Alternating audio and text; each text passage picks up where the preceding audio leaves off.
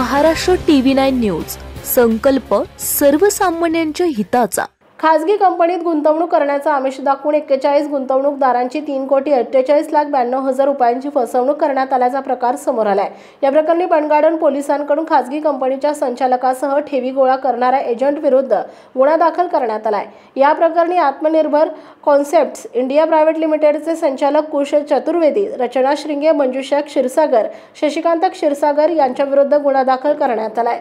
याबाबत आशिष पांडे यांनी बनगार्डन पोलीस ठाण्यात फिर्याद दिली आहे. हा प्रकार पुणे रेल्वे स्टेशन येथील सोहराब हॉल येथे कार्यालयात 1 जानेवारी 2022 ते 1 जानेवारी 2024 दरम्यान घडला.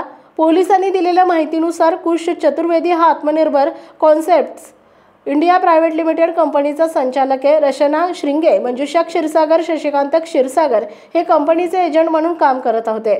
साखळी पद्धतीने गुंतवणूक केल्यास दरमहा 8 ते 9% व्याजदराने परतावा देण्याचा आमिष चतुर्वेदी यांना दाखवलं होतं. त्यानंतर पांडे यांच्यासह 40 गुंतवणूकदारांनी कंपनीत 3,48,92,00,000 रुपये गुंतवले.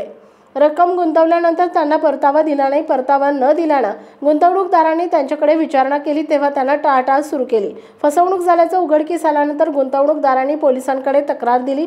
फसवणूक तसेच महाराष्ट्र ठेवीदारांचे हितसंबंध संरक्षण कलम चतुर्वेदीसह 4 विरुद्ध गुन्हा दाखल केलाय. पोलीस उपनिरीक्षक जानराव तपास करतायत.